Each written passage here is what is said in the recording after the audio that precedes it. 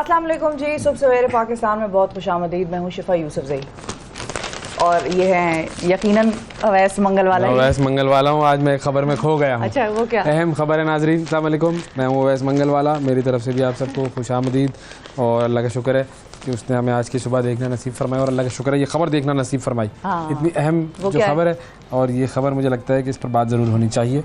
सोनिया हुसैन पाकिस्तान की बड़ी मारूफ अदाकारा, बड़ी ज़बरदस्त अदाकारी करती हैं। सोनिया हुसैन ने लाइफ पार्टनर की खुसूसियात बता दी हैं जी। कोई हो सकता है कि हल्का फुल्का सा मिल गया हो। ये खुसूसियात लोगों को आपको नजर लोगों में तब आती हैं जब आपको हल्का फुल्का सा किसी में शक होना शुरू हो जाए, नजर आ जाए, तो है इसके अंदर, वो झलक नजर आ जाए कि ये तो यही है जो मुझे बर्दाश्त यही है जिसमें लाइफ भी है और इसके साथ मैं पार्टनरशिप भी कर सकता हूँ। तो ये ऐसा हो सकता है, लेकिन हो सकता है बिल्कुल। तो मतलब खबर फिर ना पढ़ूं मैं क्या? मैंने तो वैसे एक अपना तज्जिया दिया है। हो सकता है कि वो खालिसतन सिर्फ बता ही रही हो कि भाई ये है और ये होना चाहिए। भाई कभी कभी ऐसी खबरों से बात आगाज करना चाहिए। हाँ, क्या रोज ऐसी जो है वो हमें काम की बात है ये भाई, काम की बात तो ये है। इंसान की जिंदगी में लाइफ पार्टनर होना काम की बात है। क्योंकि मैं कह रहा हूँ क्या जरूरी हम फलसफे से शुरू करें भाई, ये प्रैक्टिकल बात जो इन्होंने अच्छा इसमें भी यकीनन कोई ना कोई फलसफा तो होगा। देखते हैं। इन्होंने कहा है कि जी लाइफ पार्टनर के खदोखाल और उनकी शख्सियत के बारे में बताया। उन्होंने कहा कि लाइफ पार्टनर का हमदर्दाना रवैया होना चाहिए। ठीक है, समझ में आता है। जब भी कभी टेंशन हो तो वो हमदर्दी करो। बच्चा पूछे कम से कम, पूछे कि क्या हुआ, ये ना कहे कि तुम तो हर वक्त टेंशन में ही रहती हो। ये इस किस्म के जुमले ना कहे, वो पूछे अच्छा कि क्या हुआ। ये भी इन्होंने इस पे कहा है बड़ी अहम बात कि हमारी तरह की लड़कियां जो शुरू से काम कर रही होती हैं वो आज़ाद ख्याल होती हैं, तो हमारी जैसी लड़कियों को ज़रूरत ये होती है कि कोई पिक एंड ड्रॉप करे। पिक एंड ड्रॉप करने वाला भी चाहिए। लिखा हुआ है। मैं क्या अपनी तरफ से आजाद ख्याल से पिक एंड ड्रॉप करने का नहीं, अलग अलग पॉइंटर्स हैं। अच्छा आजाद ख्याल होती हैं, ठीक है, उसके साथ एडजस्ट करे और पिक एंड ड्रॉप भी दे। ठीक है, पिक एंड ड्रॉप गाड़ी तो है, ठीक है, सही है, एक जानने वाला उसके पास है। माली सपोर्ट भी करे, सही है, तो माली सपोर्ट भी करेगा, ठीक है, करना चाहिए, अच्छी बात है माली सपोर्ट तो। अच्छा, जज्बाती इस्तेहकाम होना भी ज़रूरी है। हाँ, इमोशनल स्टेबिलिटी आप लड़की के साथ हो, यानी कि इमोशनल स्टेबिलिटी मतलब कि खुद बच्चा ना हो वो, हाँ, पता चला आप उसे पाल रहे हैं, ये ना करें भाई। अच्छा, और सोनिया हुसैन ने कहा है कि लाइफ पार्टनर का कद अच्छा होना चाहिए। ठीक है, अच्छा, सही है। रंग का कोई फ़र्क नहीं पड़ता, लड़कों का सांवला रंग अच्छा लगता है, बस उसकी आंखों में रोमांस दिखना चाहिए। ये यकीनन देख चुकी हैं तभी इनको ये नजर आया है ये पॉइंट। अच्छा। ये पॉइंट इतना अहम है नहीं वैसे कि वो कोई लड़की कहे। अब हर वक्त वो अगर आंखों में रोमांस दिखाता रहेगा तो लाखों करोड़ों और चिपकी होनी है उसके पीछे आगे। नहीं तो ये कि उसके लिए रोमांस होगा ना, जिससे उसकी मोहब्बत है या जो उसका लाइफ पार्टनर है। चलो, हो सकता है, हर एक के लिए थोड़ी रोमांस दिखाता फिर रहा है वो, तो ये नहीं होना चाहिए। ठीक है। तो नाजरीन, ये अहम खुसूसियात हैं और वैसे वाकई प्रैक्टिकल बात की है, कोई लॉजिकल इसमें बातें मुझे सारी नज़र आ रही हैं। भाई दराज का तो ठीक है, चलो फिजिकल फीचर्स इंसान के अहम होते हैं, रंग से कोई फ़र्क नहीं पड़ता। उनको अगर व्हीटिश कलर पसंद है तो अच्छी बात है, पिक एंड ड्रॉप कर ले, इस्तेहकाम हो माली तौर पर, दैट्स इट, गुड। आपने सही बातें की हैं सोनिया हुसैन, मैं आपकी इन बातों का कायल हूँ। लेकिन वैसे ये सारी शराइत जो है ना, ये बड़ी करीब के मामलात की है। मतलब काफ़ी हद तक मामला आगे निकल के फिर ये शराइत तय होती हैं कि देखो शादी तो अब तुम करना चाह रहे हो, तो अब आपने जो है मार्केट में फैलानी है ये सब। नहीं, उस बंदे को आपने ये बताना है कि देखो तुम तो करना चाह रहे हो, और अब मुझे ये चीज़ें चाहिए होंगी, मतलब मुझे पिक एंड ड्रॉप तो तुम दोगे ही। तो ये तो बड़ी आगे की कहानी है, ये बहुत बेसिक लेवल की अंडरस्टैंडिंग में ये pick and drop doesn't matter. अच्छा, जबकि अदाकारा सना ने कहा है कि मैं दूसरी शादी नहीं कर रही हूँ, मना मैंने की है। अच्छा। बाज़ लोगों ने लंदन जाने के बाद ये अफवाह फैला दी है, तो मैं ऐसा नहीं है कि दूसरी शादी करके लंदन चली गई हूँ, मैं अपने बच्चों के साथ गर्मियों की छुट्टियाँ मनाने के लिए लंदन आई हूँ। ये क्या बात? हाँ, बहुत ही बेवकूफ़ किस्म के लोग होते हैं। शादी दूसरी इधर भी हो सकती है, लंदन में ज़रूरी नहीं है कि आप शादी करने जा रहे हैं। तो खैर, चले अहम खबरें और अहम काम की बातें जो है वो वैसे अब जरा 60 सेकंड न्यूज़ भी देख ही लेते क्या है भाई, ठीक है, वो पता चल जाएगा। चल,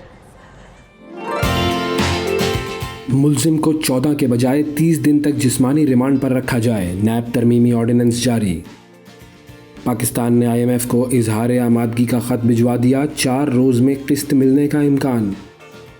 नवाज शरीफ पर पाबंदी ख़त्म हो चुकी, नए कानून के तहत वो इलेक्शन लड़ सकते हैं, इसहाक डार। लाहौर हाई कोर्ट ने चेयरमैन PCB का इलेक्शन कराने की इजाज़त दे दी। स्वीडन में कुरान पाक की बेहुरमती का वाक़या, पोप फ्रांसिस का बयान सामने आ गया, किसी भी अकीदे के मुक़द्दसात की तौहीन और उसकी इजाज़त देना नाकाबिले कबूल है। सऊदी अरब में इमाम बारगाह में धमाके में मुलव्विस 5 मुल्ज़िमान को सज़ाए मौत दे दी गई। और इसराइल के जनीन में मुसलसल हमले, शहीद फ़लस्तीनियों की तादाद 8 हो गई। चलो अखबार रखते रखते मुझे एक और खबर नजर आ गई 60 सेकंड के बाद, ये भी एक बड़ी अहम खबर है। ताश पर जुआ खेलने वाले 9 जुआरी गिरफ्तार, नकदी और दीगर सामान बरामद। ये रावलपिंडी में वाक़या हुआ, एयरपोर्ट पुलिस ने गिरफ्तार। ताश खेल रहे थे, बताओ ना, जुआ खेल रहे थे, गलत है ना, जुआ खेलना तो गलत तो है। ताश तो खेलते हैं ना। हाँ, ताश पे जुआ खेल रहे थे, वो तो टेबल टेनिस पे भी अगर जुआ खेलेंगे तो गलत हो जाएगा ना, तो जुआ नहीं खेले भाई, उसने गिरफ्तार कर लिया पुलिस ने उनको। तो आवाम के दरमियान खेल रहे थे क्या? 4 दोस्त आपस में बैठ के खेल रहे हैं तो किसी का क्या काम कुछ है? होगा ना, कोई सिलसिला होगा, ये थोड़ी कैसे। अच्छा, हाँ, हो सकता है कोई ग्रो हो, कोई आप जुए को इनकरेज करेंगी, लोग ऐसी बातें करेंगे। नहीं, मैं तो नहीं एनकरेज करी, लेकिन फ्रेंड्स आपस में गपशप भी लगाते हैं, वो जुआ लगा देते हैं। जो जुआ था वो जुआ था बस। नहीं लगा देते हैं, वो पोकर शोकर खेलते हैं लोग। तो क्यों भाई, बहुत कुछ खेलते हैं। जुआ ना खेले ना, बुरी बात है। चलो सही बात थोड़ी है, ऐसे जुआ खेल रहे हैं। एक और अहम खबर बहुत आ रही, मैं अपना मोबाइल चार्ज करना भूल गया, आज बड़ी कम चार्जिंग है इसकी। अभी चलो बस फिर तो इस पे कुछ भी नहीं आप देख सकते। लेकिन एक और अहम खबर हम आपको बता दें कि ईद उल अज़हा पे जो कुर्बानी हुई जिन जानवरों की, हाँ। उनकी तादाद क्या थी? मतलब आप अंदाजा लगा सकते हैं कि ईद उल अज़हा पर पाकिस्तान में कितने जानवरों की कुर्बानी हुई होगी? वैसे एक तो आपने की, एक मैंने की, 2 की तो मैं गारंटी दे सकता हूँ, ठीक है। बाकियों का आप बता दें। सही है। तो जो टेनिस एसोसिएशन ऑफ पाकिस्तान है, उन्होंने जानवरों की कुर्बानी के आदाद शुमार कुछ जारी किए हैं, और जिनके मुताबिक मुल्क भर में 63,60,000 जानवर कुर्बान किए गए, और इनमें 20 लाख बछड़े, 35 लाख बकरे, 8 लाख जो हैं वो छतरे। हाँ। छतरे वैसे क्या होता है? छतरे क्या होते हैं भाई, पूछो, ये कोड है, आज का सवाल है। छतरे क्या होते हैं? हाँ। गुड। छतरे और 60,000 ऊंट जो हैं वो शामिल है। छतरे क्या दुम्बे होते हैं? मेरे पास आवाज कम आ रही है इसमें, दुम्बे टाइप चीज होती है, ये बता दो, तुम लोगों को भी पता हो सकता है। ये वो कह रहे हैं स्क्रीन पे चल रहा है, तो वो जो है वो दुम्बा टाइप है। हमारे यहाँ केपी में दुम्बों पे वूल होती है एक्चुअली, वूल। हाँ। तो ये वाले जो हैं इनमें कोई वो वाली मजेदार क्यूटनेस नजर नहीं आ रही। अच्छा। तो वो तो बड़े क्यूट से होते हैं, चलते भी बड़े मटक मटक के। खैर, तो छतरे जो हैं वो इतने थे, और 374 अरब रुपए जो है इनकी टोटल मालियत जो है वो बनती है 374 अरब रुपए। 374 अरब रुपए। अच्छा, ये अब कम है मुझे लग रहा है, क्योंकि देखो 22 करोड़ हमारे 25 करोड़ लोग हैं, उसमें अगर 60-63 लाख कुर्बानी हो रही है, तो अच्छा ज़ाहिरों ने बहुत सारे ने हिस्सा भी मिलाया होगा। अच्छा, इसमें वो भी हैं, आप इसमें उनको ना भूलें, ये ओवरसीज पाकिस्तानियों ने भी बहुत सारे पाकिस्तान में कुर्बानी करते हैं, अपने रिश्तेदारों को पैसे भेजते हैं, बहुत सारे जानवर तो उनके भी होते हैं। तो लेकिन अदर देन दैट 22 करोड़ आबादी की, चलो आप उसमें से उस यूथ को माइनस कर लें जो अभी कमाई शमाई नहीं करता, ठीक है, आप उसको भी माइनस कर लें। 80% माइनस होगा सर, 60% 60% यूथ है तो काम तो करती है ना। 60 तो नहीं, वो यूथ किस काम की जो काम ना करे। 30-35 के ऊपर लोग कमाने लग जाते हैं, अमूमन 28 के बाद वो शुरू हो ही जाती है। 20 के बाद कमाना चाहिए, मैं तो कहता हूँ ये तो बहुत लेट कमाते हैं हमारे यहाँ के लोग। मजबूरी है ना, क्या करें। लेट है, मजबूरी क्या है, सुस्ती भी है। जो नंबर्स हैं वो बड़े कम हैं, और वैसे भी इस साल लोगों ने ये कहा है, इनके टेनिस एसोसिएशन वालों ने भी ये कहा है कि ये पिछले साल की कुर्बानी से फिगर्स का नंबर जो है वो कम है। महंगाई की शरह उसमें एक बड़ा अहम फैक्टर है, और कुर्बानी से मुताल्लिक दीगर काम भी शामिल किए जाएं तो मजमूई तौर पर 5 अरब रुपए का कारोबार हुआ है, यानी कि जिसमें कसाई का होगा, मतलब पैसे की जितनी भी रेल पेल हुई है इस हवाले से, जो इकोनॉमिक एक्टिविटी रोलिंग हुई बिल्कुल। और महंगाई ने कुर्बानी के अमल को मुतासिर किया है, और गुज़िश्ता साल के मुकाबले में 28 से 30% कम जानवर कुर्बान किए गए।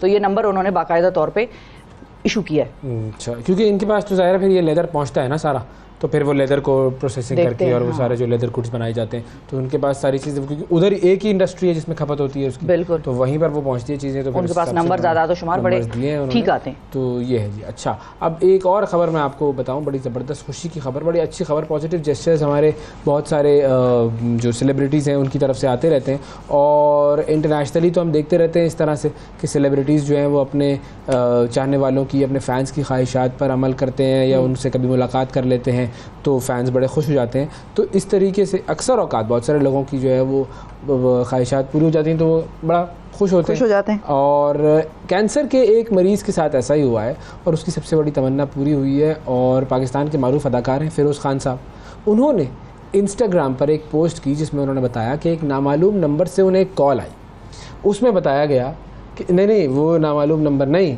Unknown number, otherwise unknown number था। एक शख्स ने कहा कि जी उनका एक फ़ैन है, वो कैंसर में मुब्तला है। अच्छा। और डॉक्टर ने वादा किया है कि अगर वो इलाज में ताउन करेगा तो उसे फ़िरोज़ खान से मिलवा दिया जाएगा। अच्छा। अब फ़िरोज़ खान ने ये कॉल सुनकर अस्पताल जाने का फ़ैसला किया, और जब कैंसर के मरीज़ ने अचानक अपने इस हीरो को, अपने पसंदीदा फ़ैन को सामने देखा, तो वो बहुत ही खुश हुआ। ये देखें ना वीडियो में आपको नज़र आ रही है ये खुशी कि वो क्या उनकी खुशी थी, और बड़ा लोग इसको जो है वो अप्रिशिएट कर रहे हैं और कह रहे हैं कि भाई इंसानियत से मोहब्बत की अमली मिसाल इन्होंने कायम की है।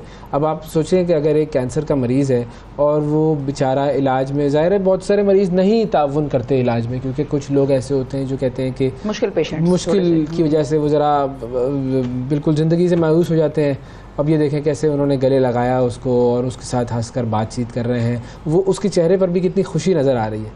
वेरी पॉजिटिव, बहुत अच्छा, क्या बात, ज़बरदस्त भाई, तो ये आया सुन अच्छी के, चीज़ है, अच्छी खबर सुनने में आई बिल्कुल। लेकिन इसी के साथ आपको एक और बुरी खबर भी सुना दें, और वो बड़ी अजीब सी खबर है, और हम सब दुआ कर रहे हैं कि कुछ राब्ता हो जाए, किससे बुलंद वाला चोटियाँ असर करना जो है वो इंसानी हिम्मत और हौसले की मेराज है, मगर ये काम अपनी ज़िंदगी को दाव पर लगा कर किया जाता है। और अक्सर हम ये भी सवाल करते हैं कोपैमाओं का जब इंटरव्यू करते हैं कि भाई क्या ज़रूरत थी आपको जाने की। तो जो कोपैमा है पाकिस्तान के एक और मारूफ आसिफ भट्टी, इन्हीं ख़तरात से खेलते ज़िंदगी और मौत के दरमियान अब झूल रहे हैं। वो नांगा पर्वत को सर करने की मुहिम पर गए हुए थे, लेकिन बदकिस्मती से कैंप जो है वो कैंप 4 पर 7,500 की बुलंदी पर वो फंस गए हैं, और वो स्नो ब्लाइंडनेस का शिकार भी हो गए हैं, जिसमें आर्जी तौर पर बीनाई मुतासिर हो जाती है। और आसिफ भट्टी को रेस्क्यू करने के लिए अब कोपैमाओं का एक ग्रुप जो है वो तैयारी कर रहा है। वो हेलीकॉप्टर के मुंतज़िर हैं जो उन्हें बुलंदियों तक पहुंचा सकेगा, और फिर नांगा पर्वत दुनिया की, अगर हम आपको बताएं तो 9वीं बुलंद तरीन चोटी है, और इसमें जान जाने का खतरा 21% होता है। तो अब वो टीम तो वहाँ पर जाएगी और उनको बचाने की करेगी कोशिश, लेकिन ये है कि वो फिलहाल स्नो ब्लाइंडनेस और अच्छा, ये मैंने टर्मिनोलॉजी पहली मर्तबा सुनी है, स्नो ब्लाइंडनेस। हाँ, चौंधिया जाना बेसिकली होगा ये, आंखों का चौंधिया जाना, क्योंकि लाइट इतनी तेज होती है। आप देखें किसी वाइट सरफेस को थोड़ी देर के लिए आप देखते रहे ना, तो उसके बाद जब आप किसी और जगह नजर डालेंगे तो आपको नजर नहीं आएगा। बेसिकली अल्ट्रा वायलेट रेज जो हैं वो आ रही होती हैं, और सूरज की जो रेज हैं वो जब रिफ्लेक्ट करती हैं तो वो फिर आंखों के लिए नुकसानदेह होती हैं। अब ज़ाहिर है ऐसी सूरत हाल में एक इंसान इतनी बुलंदी पर मौजूद है, 7,500 मीटर या जो भी बिल्कुल उसमें बुलंदी पर मौजूद है, और वहाँ पर उसके साथ ये वाक़या हो तो क्लूलेस होगा वो, तो उसको समझ में नहीं आएगा क्या करे। और तो अब इस वक्त तो खैर उनकी हिम्मत का ही मामला है सारा, क्योंकि अकेले हैं तो ऊपर तो वो परेशान होंगे ज़रूर। तो बस हिम्मत अल्लाह करे कि वो ना छोड़ें, और बाकी विल की गेम बहुत ज़्यादा है, बिल्कुल टीम जा रही है, बिल्कुल अल्लाह करे टीम भी जल्दी पहुंचे, हाँ लटकाएं ना इस मामले को। इससे पहले ऐसी खबरें हैं हमारे पास जो कि अफसोसनाक खबरें हैं, और अभी कोई तूफान इस किस्म की चीज़ नहीं ना हुई, तो उनको पता है किस लोकेशन पे मौजूद हैं, जाकर कैंप 4 के पास है ना, कैंप 4 जो है वो 7,500-8,000 मीटर की बुलंदी पर। तो खुद अभी बारिशों का सिलसिला भी है, खुदा ना खास्ता कहीं तूफान आ जाए, कुछ हो जाए, मौसम की इतनी खराबी हो जाए कि वो खुद ही खो जाएं उस जगह पे कि कहाँ है वो। तो इससे बेहतर है कि as soon as possible team को वहाँ पर भिजवाया जाए। और जो अच्छा, भट्टी साहब जो है बेसिकली वो इस्लामाबाद में प्रोफेसर हैं, और ये उनका शौक है। बिल्कुल, और आप देखें शौक का कोई मोल नहीं होता, अपनी जान लोग हथेली पे रख देते हैं शौक के मोल। अच्छा, ये और भी इनके साथ इनके दोस्त अदर जो माउंटेनियर्स थे दूसरे, वो सब गए थे, और उसमें से इनके साथ ये वाक़या पेश आया। अल्लाह ताला इनकी हिफाजत करे। बिल्कुल ठीक है जी। अच्छा, एक और वाक़या, ये तो खैर इस वक्त फंसे हुए हैं, और अल्लाह ताला इनकी जो है वो तलाश में जो भी लोग जा रहे हैं उनको कामयाबी दे। टाइटन आबदोस का जो हादसा था उसमें जा बहक होने वाले जो शहजादा दाऊद हैं और उनकी एहलिया क्रिस्टीन दाऊद, उन्होंने लबकुशाई की और अपने शोहर के मुतालिक बहुत सारी बातें बताई हैं। एक इंटरव्यू में उन्होंने बताया है कि सफ़र का इंतज़ाम करने वाली जो कंपनी थी उसने मुसाफिरों को कहा था कि समुंदर की तह तक पहुँचते वक्त बैटरी की जो ताकत है वो बचाने के लिए हेडलाइट्स बंद कर दी जाएंगी।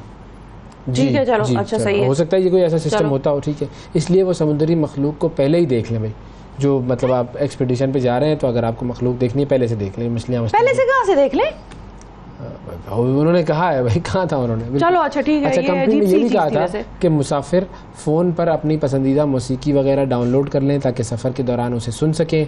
और क्रिस्टीन दाऊद ने यह भी कहा कि जिस वक्त हादसा पेश आया था उस वक्त इम्कान है कि सब लोग म्यूज़िक वगैरह सुन रहे थे और समुद्री मखलूक को देख रहे थे।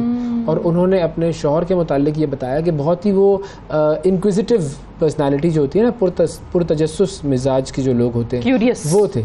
हाँ, और जब वो सफ़र की तैयारियां कर रहे थे तो किसी जैसे छोटा बच्चा एक पुरजोश होता है, खुश होता है, उस तरह उनकी कैफियत थी। और लेकिन वही बात है कि इंसान को नहीं पता होता कि वो जिस चीज़ के बारे में इतना पुरजोश है, इतना एक्साइटेड है, उसका एंड क्या होगा।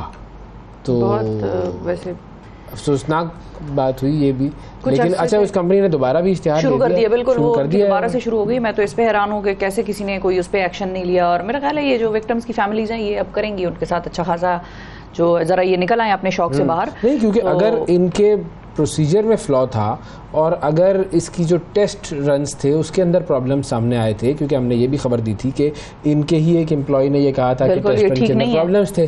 तो अगर टेस्ट रन में प्रॉब्लम्स थे तो फिर ये दोबारा कैसे शुरू कर सकते हैं, और क्या वो प्रॉब्लम्स दूर कर लिए गए हैं, क्या ये इंश्योर कर लिया गया है कि ये सारी इश्यूज सॉल्व हो चुके हैं और अब ये चीज़ दोबारा से शुरू की जा सकती है, ये कंपनी दोबारा से लोगों को लेकर जा सकती है समुद्र के अंदर। अगर ये चीज़ हुई है तो अलग बात है, लेकिन अगर नहीं हुई और इतनी जल्दी इतनी तेज़ी से तो बड़ी वैसे बेहिस है ये कंपनी चलाने वाला जो भी बंदा है। इतने अरसे तो इतना तो 2-4 दिन, हफ्ता 2 हफ्ते तो मॉर्निंग में ही वो लोग वैसे ही निकाल देते हैं। वो तो मतलब इतना तो एहसास होता है कि कुछ तो गड़बड़ थी जो उसने प्रेशर नहीं लिया आपकी वेसल ने और वो फटी गई। लेकिन अब बाकी जो लोग मजीद जिनके लिए इश्तिहार दिया गया है, क्या वो जाने में इंटरेस्टेड होंगे इस चीज़ के बाद? बड़े बड़े हैं। मुझे तो ऐसा लगता है कि इंसानी अकल भी जो है ना वो, अच्छा देखिए कुछ लोग ऐसे होते हैं जो दूसरों का एक्सपीरियंस सीख लेते हैं, ठीक है, कि उसके साथ ये हुआ तो मैं तो नहीं करूंगा। कुछ लोग होते हैं जो कहते हैं मेरे साथ तो नहीं हुआ ना यार, उनके साथ ये भी था मसला, वो भी था मसला, तो मैं अब गाड़ियों में भी एक्सीडेंट्स होते हैं, लेकिन हम सब गाड़ियों में सफर करते हैं, जहाज़ों में क्रैश लैंडिंग्स क्रैश होते हैं तो हम जाते तो हैं जहाज़ों में, मगर ये तो एक ऐसा एक्सपेडिशन है ना कि ये नेसेसिटी नहीं है। हाँ, ये तो ख्वाहिश है आपकी, आप ज़्यादा पैसे दें आप चले जाएं। लेकिन खैर एनीवे, अब ये तो बड़ी अजीब सी चीज़ है। आपको एक और अजीब सी चीज़ ज़रा बताते हैं। इंटेलिजेंस के हवाले से एक बड़ी ज़बरदस्त तो नहीं लेकिन बड़ी ही तशवीशनाक खबर सामने आई है 2 ममालिक के हवाले से। हमारी ये स्टोरी जो है वो तुर्की के मुतालिक है, जहां इसराइली जासूसों के बड़े नेटवर्क का सुराग लगा लिया गया है। और तुर्की के खुफिया इदारे हैं MIT इदारा जो है ना वो तुर्की का MIT, उन्होंने ये सुराग लगाया। और ये 9 नेटवर्क्स हैं बेसिकली जिस पर ये मुश्तमिल है। एक मुनज़्ज़म ग्रोह था जिसमें इसराइल के 56 जासूस शामिल है, 56। अच्छा। और इनमें से 7 जासूसों को तो पकड़ लिया गया है, खैर, जिन्होंने एतराफ़ भी किया है कि वो मोसाद के लिए काम कर रहे थे। और ये जासूस तुर्की में मौजूद दूसरे ममालिक के शहरियों के मुतालिक मालूमात हासिल कर रहे थे, और जो वो सिटीजन्स आए होते हैं मुख्तलिफ ममालिक के, उनके हवाले से भी कुछ जानकारियाँ हासिल करने की कोशिश कर रहे थे। और इसके लिए वो GPS के ज़रिए उनकी नकलो हरकत पर नज़र रख रहे थे, और साथ साथ उनके जो पासवर्ड्स हैं वो भी हैक कर रहे थे उनकी IDs के। तो इस किस्म की ये कार्रवाइयों में मुलविस थे।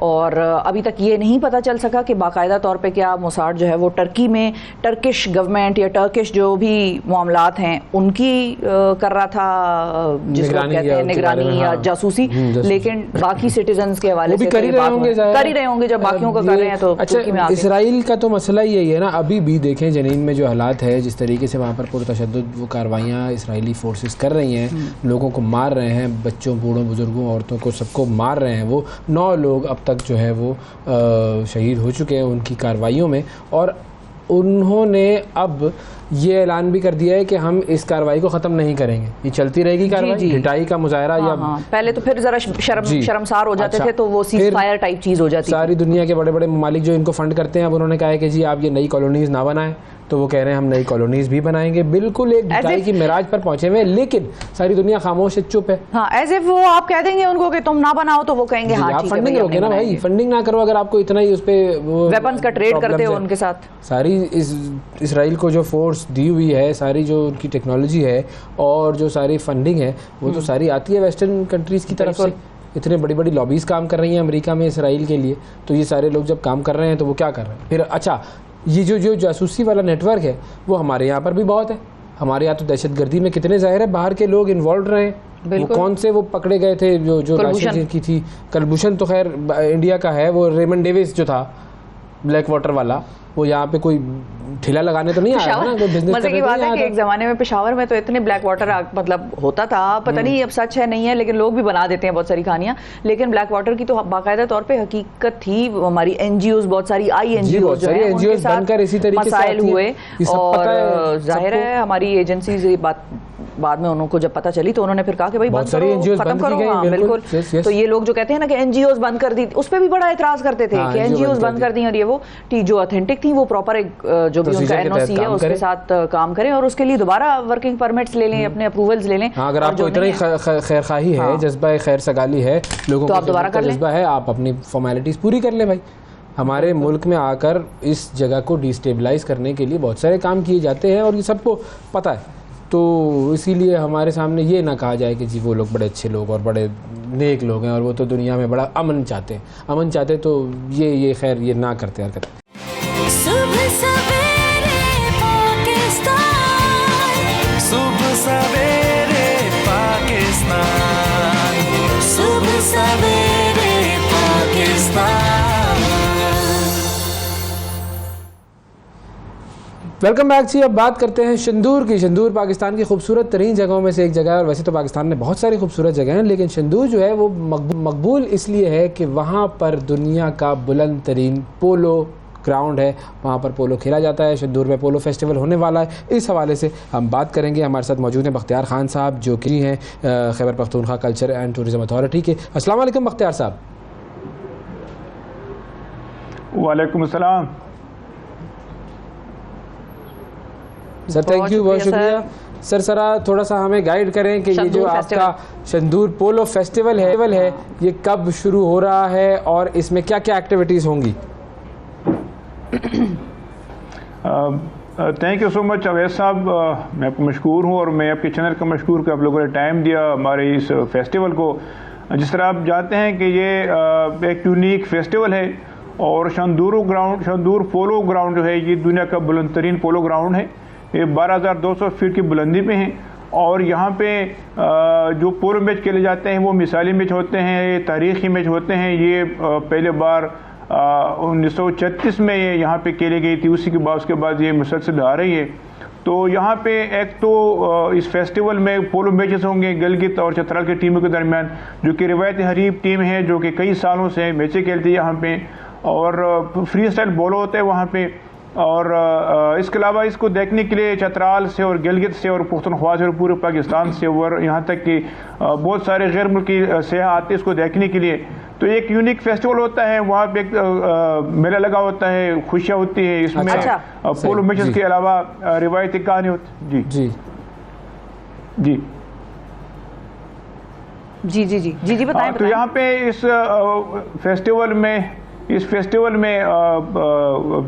मैचेस के अलावा रिवायती गाने होते हैं और रिवायती मौसीकी होती है गिलगित बल्तिस्तान की, खैबर पख्तूनख्वा की और ख़ासकर चतराल की।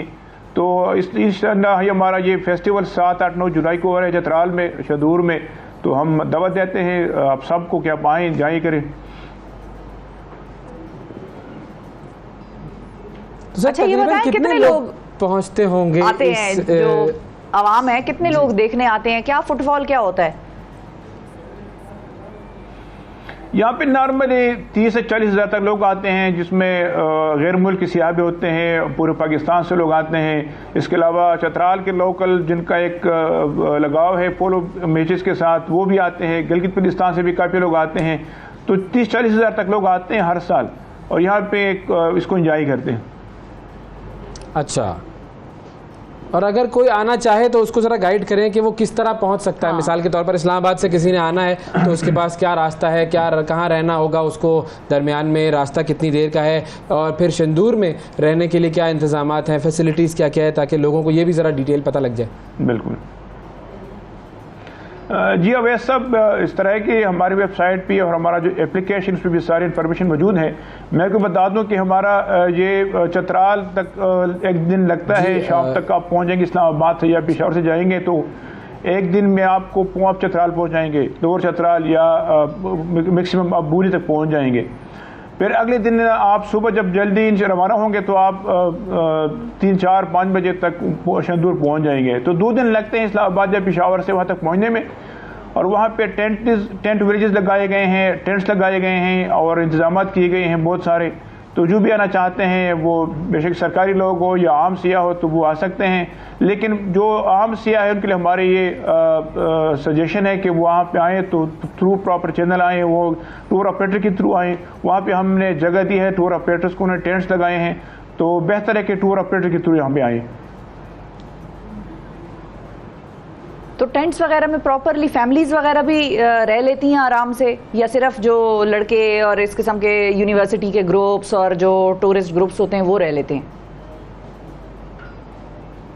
बिल्कुल जी, फैमिलीज भी आ सकती हैं और यूनिवर्सिटी ग्रुप भी आ सकते हैं, तो ये ओपन है। और हमने वहाँ पे अपनी कोशिश की है कि वाशरूम की कमी ना हो, पानी की कमी ना हो, खुराक के स्टॉल काफ़ी मौजूद हो काफ़ी मकदार में, तो ये लगे होते हैं। इंशाल्लाह हमारी पूरी तैयारी है, इंशाल्लाह कोई मसला नहीं होगा। ओके जी, ज़बरदस्त, बेहतरीन सर, थैंक यू, बहुत शुक्रिया अदा करेंगे जी। बख्तियार खान साहब हमारे साथ मौजूद, जो कि शंदूर पोलो फेस्टिवल के हवाले से हमें गाइड कर रहे थे। तो जितने भी लोग देख रहे हैं भाई, वहाँ जा सकते हैं, देख सकते हैं। सर ये एक मरतबा ज़रा फिर हाइट बता दीजिएगा ज़रा, कितनी हाइट है यहाँ पर, जो शंदूर का ये जो पोलो ग्राउंड है वहाँ पर? ये 12,200 फीट की बुलंदी पे हैं, दुनिया के बुलंद तरीन पोलो ग्राउंड है। 12,200 फीट की बुलंदी पर है और शंदूर पोलो फेस्टिवल होता है नाजरीन, और बड़ा दुनिया में ये माना जाता है और हाईएस्ट ग्राउंड है पोलो ग्राउंड दुनिया में। किसी भी मुल्क में इस तरह की जो एक सीनिक आपको खूबसूरती नजर आएगी, जो यहाँ पर नजर आएगी, वो कहीं और आपको नजर नहीं आएगी। वक्फे की तरफ बढ़ते हैं। गाना वाना सुने आप? गाना वाना वक्फा लेते हैं, गाना सुनाते हैं, मैं गाना सुनती हूँ, कुछ पानी वानी पिलाओ साहब। बिल्कुल नाजरीन वक्फा लेते हैं, वक्फे के बाद दोबारा हाजिर होंगे, हमारे साथ रहिएगा। सुबह सवेरे पाकिस्तान, सुबह सवेरे पाकिस्तान, सुबह सवेरे पाकिस्तान। वेलकम बैक जी, सुबह सवेरे पाकिस्तान में एक मरतबा फिर खुश आमदीद। BRI का नाम आप सबने सुना होगा। BRI is belt and road initiative. अब ये जो मंसूबा है ये चीनी सदर शी जिनपिंग के ज़रख़ेज़ तख़य्युल की पैदावार है और आगाज़ इसका हुआ था 2013 में। 2013 was the year. China Pakistan economic corridor इस मंसूबे का सबसे अहम प्रोजेक्ट है और इस प्रोजेक्ट के आगाज़ को हो गए हैं मुकम्मल आज 10 साल, यानी कि इसकी वो है आज 10th एनिवर्सरी, बिल्कुल 10th एनिवर्सरी। अब सीपेक ने पाकिस्तान में इंफ्रास्ट्रक्चर को जदीद बनाने में बड़ा अहम किरदार अदा किया है। ये प्रोजेक्ट गवादर की बंदरगाह को काशगर से जोड़ता है और इसका जो फोकस है वो एनर्जी पर है, ट्रांसपोर्टेशन, सनती ताउन, इन तमाम चीज़ों पर रहा है। और गुज़िश्ता 10 सालों में सीपेक ने ढेरों कामयाबियाँ भी हासिल की हैं। उसके हवाले से बातें भी बहुत हुई हैं, मिथ्स भी बहुत सारी हैं बहुत जो कि बस्ट करनी चाहिए। सरमायाकारी भी बहुत ज़्यादा हुई है, अरबों डॉलर की सरमायाकारी हुई है। और गुज़िश्ता 10 बरसों में सीपेक ने कौन कौन सी अहम कामयाबियाँ हासिल की हैं, अब तक कितनी सरमायाकारी हो चुकी है और इस प्रोजेक्ट का अब जो मुस्तकबिल है वो क्या है, इस हवाले से हमें बात करनी है। बिल्कुल। पाक चाइना इंस्टीट्यूट के एग्जीक्यूटिव डायरेक्टर मुस्तफ़ा हैदर सैयद साहब हमारे साथ मौजूद हैं। अस्सलाम वालेकुम मुस्तफ़ा। अस्सलाम वालेकुम जी, good morning. Good morning. Thank you, आपने मुझे मदू किया। Congratulations on my favourite morning show. Thank you, congratulations. थोड़ा दोबारा बोलें sir. On my favourite morning show. बढ़ाओ भाई। सबसे पहले तो congratulations to you and to the entire मतलब nation of Pakistan and to Chinese के 10 साल पूरे हो गए एक ऐसे प्रोजेक्ट को जिसके हवाले से शुरुआत ज़रा मुश्किल भी रही। लोगों को कॉन्सेप्ट क्लियर नहीं था, समझ में नहीं आता था कि भाई सीपेक क्या है, फिर BRI क्या है, why do we need CPEC to be a part of BRI, why do we need to be part of BRI। तो इसको ज़रा एक्सप्लेन करें कि सीपेक है क्या एक्चुअली। जी, सबसे पहले तो मुबारक आई थिंक सबको, पूरे पाकिस्तानी कौम को बनती है कि जो मैं समझता हूँ हमारी तारीख़ में मुआशी सबसे बड़ा मंसूबा जो पाकिस्तान में हुआ है अभी तक, ये 10 साल उसके कामयाबी के साथ पूरे हो गए। और उससे हमने देखा है और आप लोगों ने कोई विज़िट्स भी किए हैं सीपेक प्रोजेक्ट्स के, कि यहाँ जो इतना चेंज आया है उसकी वजह से बिजली के बहरान ख़त्म हो गया। उसकी वजह से जब 2013 में सीपेक आया, इतना बड़ा एनर्जी क्राइसिस था पाकिस्तान में। उसके बाद ग्वादर बंदरगाह जो है, अब A380 जहाज़ इस साल लैंड करेगा ग्वादर में। A380 ज़बरदस्त, जो आपको पता है which is the biggest jet in the world. और उसके साथ साथ हमारे यहाँ मोटरवेज़ बन गए हैं। लोग अब, जब मैं छोटा था तो कभी तसव्वुर नहीं किया जा सकता था कि कराची से इस्लामाबाद आप गाड़ी में आ सकेंगे। हाँ, और अगर आएंगे तो वो पता नहीं कितना अरसा लग Yes, जाएगा। बिल्कुल। अब थैंक्स टू सीपैक और वो सक्कर मुल्तान मोटरवे वगैरह सारी बन गई हैं, तो अब कराची से, और कोविड में ये शुरू हुआ, लोग जहाज़ अवॉइड करने लग गए, तो कराची से इस्लामाबाद लोग आने लग गए थे बाय रोड बिकॉज आपकी इंट्रा पाकिस्तान कनेक्टिविटी इतनी बढ़ गई है। तो मैं समझता हूँ कि इससे पाकिस्तान में बहुत तरक्की आई है, एम्प्लॉयमेंट बहुत ज़्यादा लोगों को मिली है। मैंने देखा है हमारे इंजीनियर्स जो बहुत सारे बाहर जाया करते थे, दुबई जाया करते थे, मलेशिया जाया करते थे, वो अब अगर आप इन कारखानों में जाएं, पोर्ट कासिम पावर प्लांट वगैरह में जाएं, तो वहाँ उनके हमारे पाकिस्तानी इंजीनियर्स जो हैं वो इन बड़े बड़े मेगा पावर प्रोजेक्ट्स को चला रहे हैं। तो सीपैक, आपने शिफा पूछा क्या है, सीपैक फ्लैगशिप प्रोजेक्ट है बेल्ट एंड रोड इनिशिएटिव का, जो प्रेसिडेंट शी ने 2013 में कजाकिस्तान में लॉन्च किया, अनाउंस किया उन्होंने एक तकरीब में, एक यूनिवर्सिटी में। और उस 6 कॉरिडोर्स जो हैं मुख्तलिफ, चाइना यूरेशिया कॉरिडोर है, चाइना सेंट्रल एशिया कॉरिडोर है, चाइना म्यांमार कॉरिडोर है, तो सीपैक जो है उसे फ्लैगशिप करार दिया गया इन 6 कॉरिडोर में से। उसकी क्या वजह है? वो ये बहुत अहम सवाल है जी कि बाय पाकिस्तान, हाँ। हमें क्यों, हमारा हमने- क्यों हमारे इंतखाब साथ क्यों कौन- किया, कौन- कौन- हमने कौन- क्यों, वो आफत है हम भी पड़े हैं राहों में। ठीक है, हमारी दोस्ती वो deeper than the ocean, deeper और स्वीटर देन नहीं है, लेकिन फिर भी फिर भी क्यों? रीजन क्या है? देखें जी, इसमें 2 चीजें हैं। एक, उन्हें जरूरत थी रिलायबल पार्टनर की, और एक उन्हें जरूरत थी टाइम टेस्टेड जिसका ट्रैक रिकॉर्ड ठीक हो, ठीक है, और तीसरा जिसका पॉलिटिकल सपोर्ट हो, क्योंकि ये प्रेसिडेंट शी का सिग्नेचर मंसूबा था इंटरनेशनली, क्योंकि ये सिर्फ एक इकोनॉमिक प्रोजेक्ट तो नहीं है जी, it's also a foreign policy project, because आपको जाहिर है इनविटेबली आप कंपेयर करते हैं वैस भाई कि दिस इज हार्ड पावर कुछ जगहों पे इस्तेमाल हुई है दुनिया में, हाँ। और यहाँ सॉफ्ट पावर इस्तेमाल हो रही है, तो वो एक कॉन्ट्रास्ट आप चाहें या ना चाहें वो हो ही जाता है। तो उसमें पाकिस्तान का उन्होंने इंतखाब इसलिए किया कि पाकिस्तान की और चाइना की एक हिस्टोरिकल टाइम टेस्टेड फ्रेंडशिप जो है, कि पाकिस्तान में एक कंसेंसस रहा है जो भी सरकार या हुकूमत में हो कि चाइना को हम सपोर्ट करेंगे। तो आई थिंक इसलिए due to our history and track record Pakistan was decided and chosen, but मैं समझता हूँ कि आई होप कि हम इस इंतखाब को हम बरकरार रख सकते हैं। अल्लाह करे, ये अल्लाह असली करे। चीज है, सवाल टू ये है- मेंटेन, हाँ। वो तो आ गया है आपके झोली में, बट आप उसे मेंटेन कैसे रखते हैं बिल्कुल। और कॉन्फिडेंस कैसे ऐसी प्रिजर्व क्या रुकावटें हैं जो कि हम इस यूं कहिए कि इन 1-2 सालों में देख रहे हैं, या अभी कौन सी ऐसी चीजें हैं जो कि रुकी हुई हैं या अटकी हुई हैं, या ये काम बिल्कुल स्मूथली हो रहा है? क्योंकि बहुत सारी न्यूज़ ऐसी आती रहती है कि जिसमें हमें लगता है कि जी ये मामला जो है वो जरा रुक गया है, चाइनीज फलां गवर्नमेंट ने इस पे काम कम कराया, फलां। अब प्रॉब्लम एक ये भी है कि वहां से तो प्रेसिडेंट शी ने उसको इंसेप्शन उसकी की, सोचा, विजुअलाइज उसको किया, और फिर उसके बाद शुरू किया, तो तब तक शी ही है, प्रेसिडेंट शी ही है, यहाँ तो कुछ या तो शी के साथ ही सब कुछ A B C D सब कुछ हो गया है। तो पॉलिटिकल इंस्टेबिलिटी वहां पर नहीं है, यहाँ पर बहुत है। इसके अलावा कौन से रीजंस हैं जो इसमें रुकावट पैदा करते हैं? आपने जो सियासी तसलसल की बात की है, ये बहुत अहम है। उसके अलावा 2 और चीज़ें मैं समझता हूँ। एक है कि basic level of security for investors, foreign investors और चाइनीज़ के लिए वो बहुत अहम है, प्री रिक्विजिट है।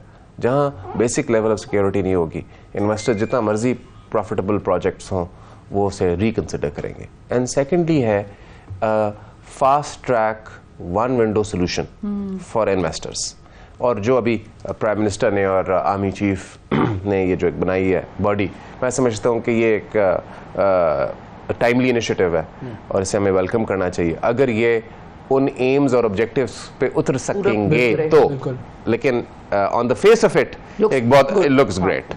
तो ये 3 चीज़ें होती हैं जी, political stability, policy continuity, security and 1 window, के जहाँ फ्रॉम पिलर टू पोस्ट उन्हें ना भागना पड़े और नॉक ना करना हो डोर्स पे, एक जगह पे जाएं और वैसा आपके पास वो जाएं, आप हैं वहाँ इन्वेस्टमेंट सेल में, इट्स डन।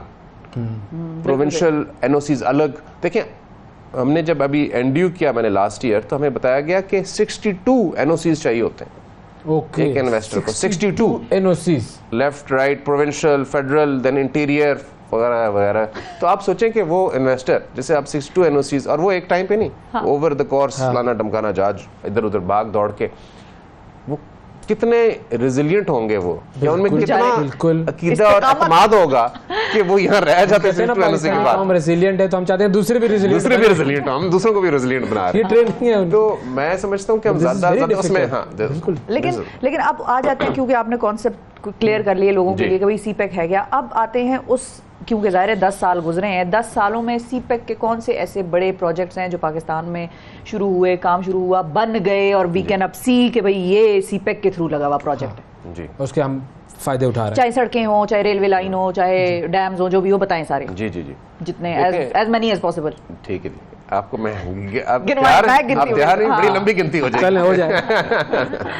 देखिए जी, सबसे पहले तो अगर आप कराची, क्योंकि आप कराची के हैं वैसा, तो वहाँ पोर्ट कासिम पे बहुत बड़ा एक कारखाना लगा हुआ है, port Qasim power plant, power China ने लगाया, जिसमें कतरीज भी हैं इन्वॉल्व, जॉइंट वेंचर है, ठीक है, और ये है 1320 मेगावाट। ओके, और उसमें कभी प्लान बनाएंगे, will go, it's like a mini city, इतना बड़ा है, क्योंकि दो 660 मेगावाट के पावर प्लांट्स हैं, 1320 मेगावाट के, और ये हमारे नेशनल ग्रिड पे बिजली पैदा कर रहा है। और ये है अल्ट्रा सुपर क्रिटिकल टेक्नोलॉजी, जिसका मतलब है कि जो कोल जिस पे वो हो रहा है उसका कार्बन फुटप्रिंट बहुत कम है, because technology is very advanced.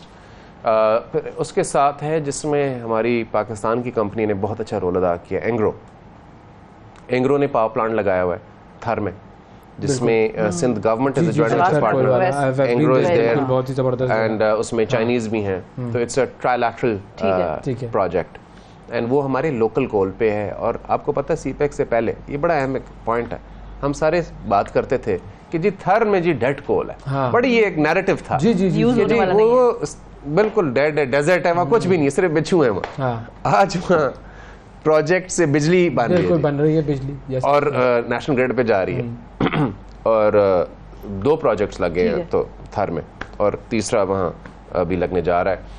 तो उसके अलावा फिर डैम्स में आपने शिफा का तो करोट हाइड्रो पावर प्लांट है बिल्कुल आज़ाद कश्मीर में, और ये बहुत एक इम्पॉर्टेंट चीज़ है कि हमारी सॉवरेंटी के लिए बड़ी अच्छी चीज़ है, हमारी जो फॉरेन पॉलिसी को रिट्रीट और एम्फसाइज करती है, क्योंकि इंडिया ने हमेशा कहा कि Azad Kashmir is part of India, लेकिन चाइना ने तस्लीम किया पाकिस्तान की पोजीशन, हमारे आज़ाद कश्मीर में उन्होंने पावर प्रोजेक्ट्स लगाए हैं जाके, तो उससे एक मैं समझता हूँ पाकिस्तान को बड़ी स्ट्रेंथ मिलती है जियोपॉलिटिकली भी और वहाँ इकोनॉमिकली भी, क्योंकि वहाँ इतने ज़्यादा रन ऑफ द रिवर है।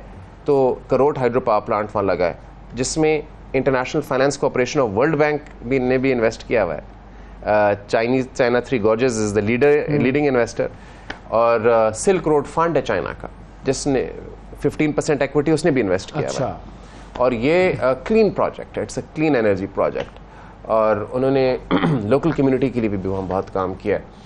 और साथ ही फिर उसके अलावा जिम्पीर में, थटा में there are lot of renewable energy projects, wind के बहुत से पावर प्लांट हैं। फिर भाकर में वो हैं सोलर पावर प्रोजेक्ट है, कायद आज़म सोलर पावर पार्क। फिर आपने देखा है लाहौर में ऑरेंज लाइन है, जिसमें आप वाईफाई भी है, उसमें AC भी है, और आप एक कोने से दूसरे कोने में चले जाते हैं।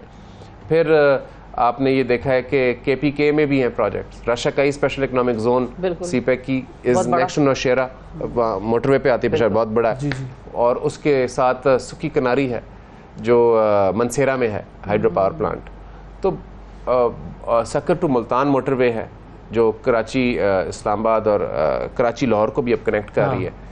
तो it has there is a bouquet and then Gwadar आप जा चुके हैं। ग्वादर इज जो पहले देखें लोग कहते हैं कि वहाँ डेवलपमेंट नहीं हुई है, but I think it's important to contrast कि प्री एंड पोस्ट उससे नजर आ जाता है क्या है कि 2013 से पहले वहाँ क्या था, कुछ भी नहीं था। हमें नहीं पता था जी ग्वादर का, कोई नहीं जाता था ग्वादर। बिल्कुल। उसके बाद अब हम लोग locals in Pakistan outside of Balochistan को ने डिस्कवर किया जी ग्वादर भी कोई जगह इन्वेस्टमेंट होना शुरू इन्वेस्टमेंट होने लग गई है। जाहिर है थोड़ी उस रफ्तार पे नहीं हुई जिस तरह हमने होनी चाहिए थी, क्योंकि आपको पता है हमारे कैपेसिटी इश्यूज हैं, ब्यूरोक्रेटिक इश्यूज हैं, और बलोचिस्तान में बाकी इश्यूज। चाइनीज जो हैं इन्होंने कैसे डील किया हमारे इस रेड टेपिज्म से, और ये जो 62 जो है ये चाइनीज जानते हैं और अल्लाह ताला जानते हैं। फाइनेंशियल इशू फाइनेंशियल जो ट्रांजैक्शन थी उनके हवाले से भी फिर वो ICBC यहाँ पर आया था और उन्होंने काम शुरू किया।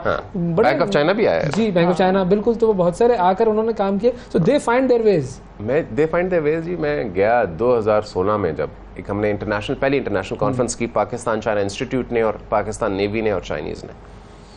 तो वहाँ मैं जब गया ग्वादर में, तो वहाँ एक चाइनीज़ खातून थी, उनका नाम था दान दान, Chinese name. She was graduate from Cambridge university. अच्छा। हाँ, तो मैंने उसे कहा कि you study from Cambridge, very intelligent. And कहती है मैं इधर रह रही हूँ। मैंने कहा किधर रह रही हूँ? उस वक्त ग्वादर में बहुत कम उन्होंने डेवलपमेंट की थी। अपने लिए उन्होंने छोटी सी झोंपड़ी चाइनीज़ ने बनाई हुई थी, अच्छा, जो जिससे वो बाहर निकल नहीं सकते थे फॉर सिक्योरिटी रीजंस।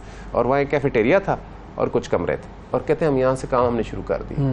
तो मैंने कहा आप यहाँ तो you can't, there is nothing, बिल्कुल, आप हाउ डू यू, काम के अलावा हाउ डू यू सर्वाइव, मैंने कहा ये हम कर रहे हैं। तो उन्होंने बड़ी डेडिकेशन के साथ और बड़ी कुर्बानी दे के काम वहाँ किया है।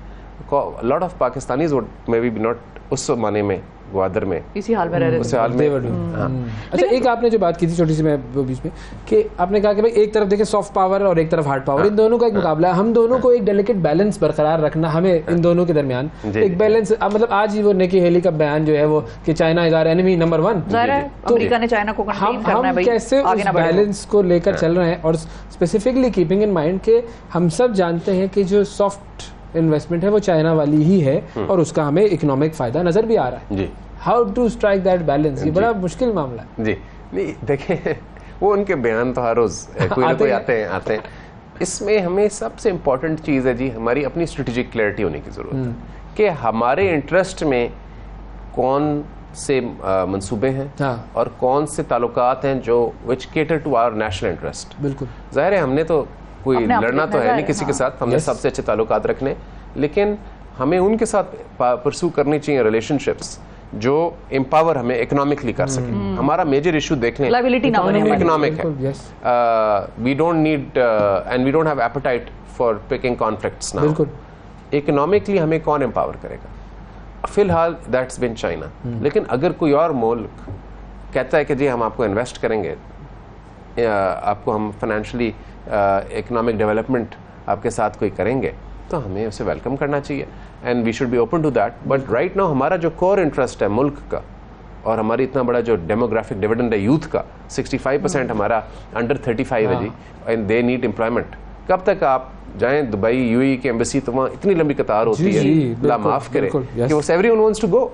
तो जब तक ये हमारी इकोनॉमी इन लोगों को अब्जॉर्ब नहीं कर सकेगी, उस वक्त तक हमारा जो इशू है इकोनॉमिक डेवलपमेंट का नहीं एड्रेस होगा। तो बिल्कुल, मैं समझता हूँ फिलहाल तो एक ही मुल्क है जिसने बहुत बड़े लेवल पे एक बिग स्केल पे इन्वेस्ट किया हुआ है पाकिस्तान में, जिसके $30 बिलियन ऑलरेडी इन्वेस्ट हो गए, and it's a total of $62 billion जो 2030 तक का ये प्रोजेक्ट है सीपैक का। तो फिलहाल तो मैं समझता हूँ चाइना हमारा जो है is our life line, sweeter than the honey, sweeter than and the deeper बेर का आपका जो शायद उससे ज्यादा स्वीट है। बिल्कुल सही है। अच्छा, 2030 की जो डेडलाइन है उसमें हम उस तक हमने क्या अचीव करना है? कुछ हैं हमारे ऑब्जेक्टिव्स, कुछ गोल्स हैं? उसमें मेजरली अभी इंडस्ट्रियल जोन्स पे आई थिंक काम काफ़ी रहता है कि जो इंडस्ट्रियल जोन्स 3 है ना जी, एक रशिया कई में, फिर है Dhabeji and in Sindh, and then the third one is Allama Iqbal industrial park जो M2 पे आता है फैसलाबाद में। अच्छा, क्विकली, ML1 भी सीपेक का हिस्सा है अब या नहीं? ML1 बिल्कुल हिस्सा है, जो रेल प्रोजेक्ट, और ये शिफा this will be the biggest rail project and the biggest CPEC project in our history. 6.8 से 9.2 बिलियन डॉलर्स के दरमियान इसकी कॉस्ट है। इतना बड़ा प्रोजेक्ट है जो शिनजियांग को ग्वादर के साथ कनेक्ट कर देगा। It's huge. और आप देखें कि कनेक्टिविटी कितनी बढ़ जाएगी कि आप ग्वादर से बैठेंगे आप चाइना में होंगे।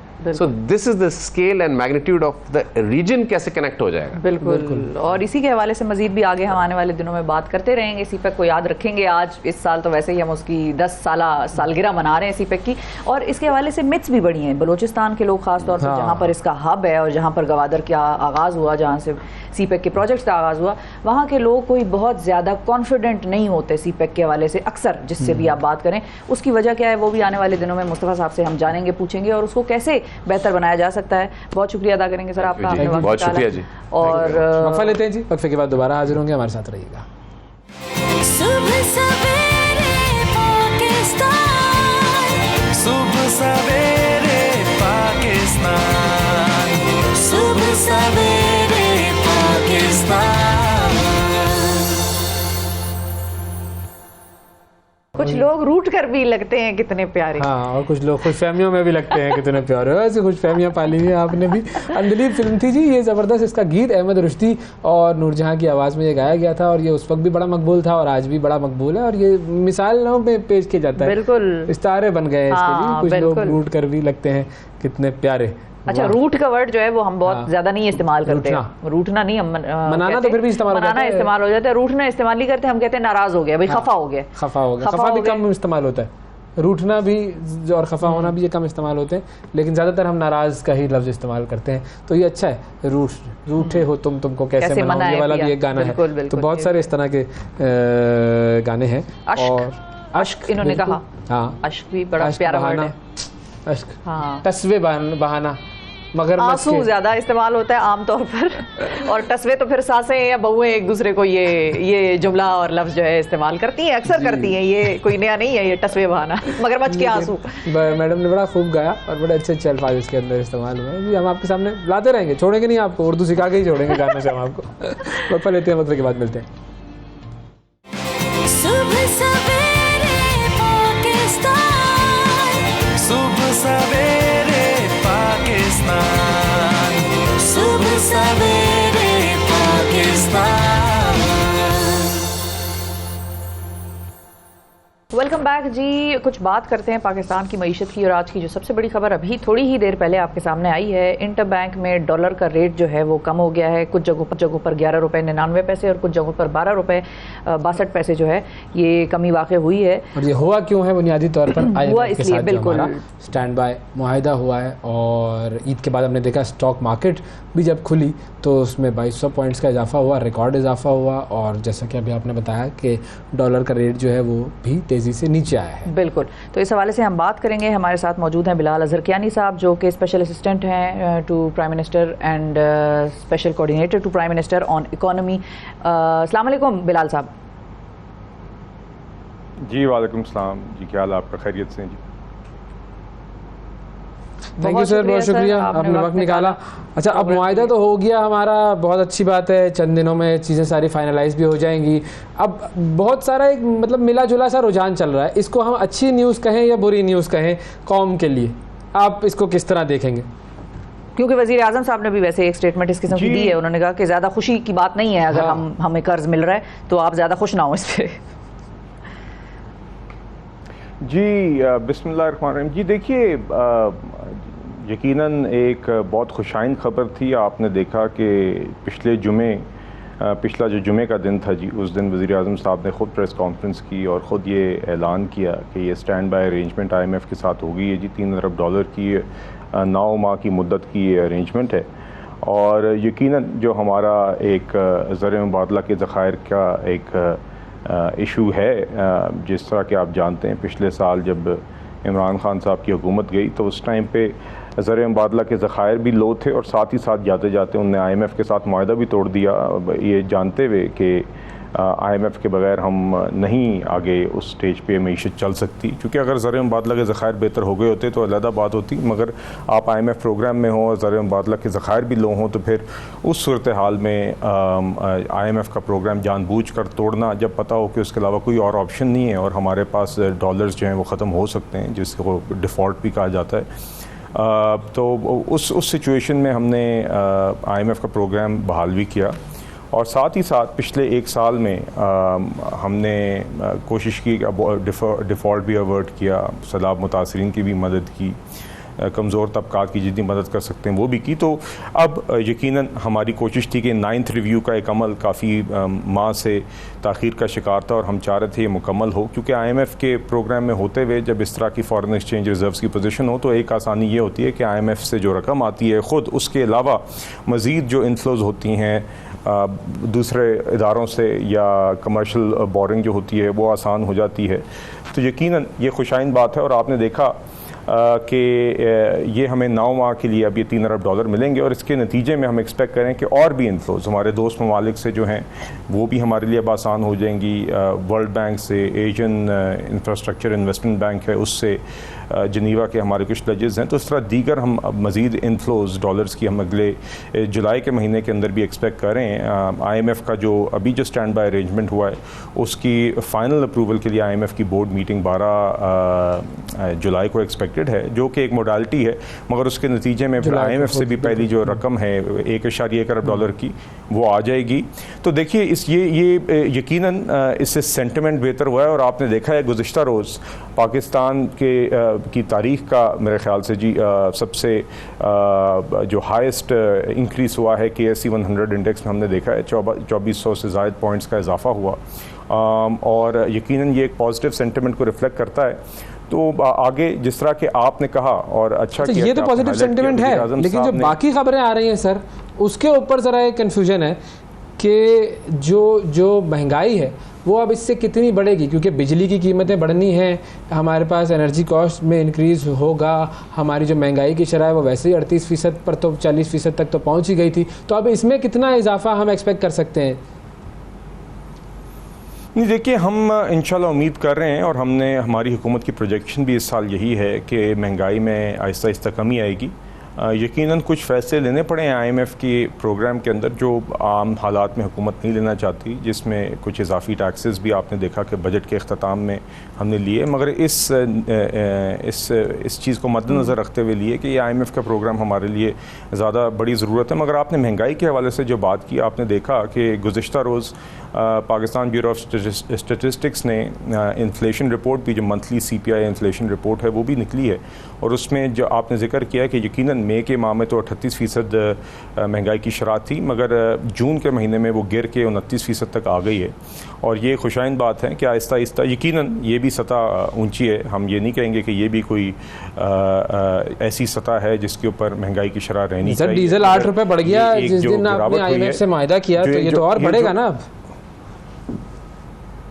नहीं देखिए, ज़रूरी नहीं है। आप, मुझे पता है आप जो बात कर रहे हैं कि बिजली के नरखों में जो वज़ीर ख़जाना साहब ने जिक्र किया वो तो उस पे तो इफ़ेक्ट आ सकता है, मगर हम ओवरऑल आगे एक्सपेक्ट कर रहे हैं कि आपने देखा है कि एक तो बहुत सारा असर आपका फॉरेन एक्सचेंज रेट का भी रहता है जी। तो एक वजह पिछले 1 साल में महंगाई की ये भी रही है कि फॉरेन एक्सचेंज का जो हमारा क्राइसिस रहा, जिस वजह से हमने इंपोर्ट्स भी कर्टेल की और हमें इमरजेंसी मेजर्स लेने पड़े कि पाकिस्तान डिफ़ॉल्ट ना करे, तो उसके नतीजे में यकीनन डॉलर का जो रेट था वो भी बढ़ा था, उसका भी इफ़ेक्ट होता है। साथ ही साथ सैलाब की वजह से जो आपकी फ्लड क्रॉप्स इफेक्ट हुई उसका भी एक असर रहा खाने की अशिया में। तो देखिए दीगर फैक्टर्स होते हैं। ओवरऑल हम एक्सपेक्ट कर रहे हैं कि आहिस्ता आहिस्ता आगे अगले चंद माह में आप देखेंगे कि महंगाई की शरह में ओवरऑल कमी आएगी।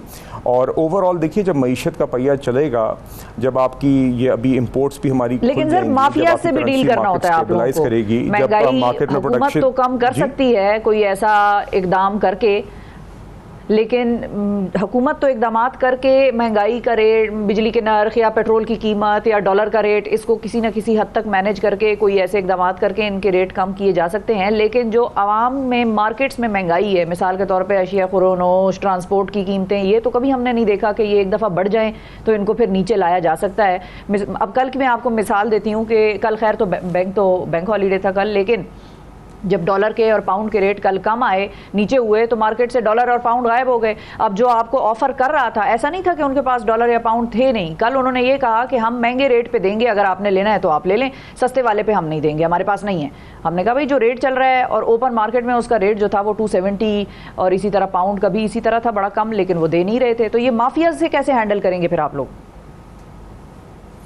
जी देखिए, आप देखेंगे आगे कि फ़ॉरेन एक्सचेंज मार्केट में जब आहिस्ता आहिस्ता आपकी जब मज़ीद बेहतरी आएगी और ये जब फ़्लो मार्केट में आएगी, तो देखिए फिर ये इस तरह की ज़ख़ीरा अंदोज़ी वैसे भी मुश्किल हो जाती है जब मुख्तलिफ डीलर्स के पास अवेलेबिलिटी हो करेंसी की, तो no one wants to lose out on business. मगर देखिए, मैं आपकी बात से इत्तफ़ाक़ करता हूँ कि सिर्फ इस मार्केट में नहीं, दीगर मार्केट्स में, खाने की अशिया की मार्केट्स में भी ज़ख़ीरा अंदोज़ी इस मुल्क में एक हकीकत है। स्मगलिंग हैं इस मुल्क में हकीकत है, तो उसके ऊपर यकीनन वफाकी हुकूमत भी काम करती है। और बिलखुसूस खाने की अशिया में तो ये ज़िम्मेदारी प्राइमरीली सूबाई हुकूमतों पे आती है, चूँकि ये एडमिनिस्ट्रेटिव कमिटीज़ होती हैं ज़िलाई सतह पे, डिस्ट्रिक्ट DCs उनको हेड करते हैं। तो ये नेशनल प्राइस मॉनिटरिंग कमेटी भी होती है जो वफाक की हुकूमत की होती है, उसमें वो सूबों के साथ कोऑर्डिनेशन भी करती है।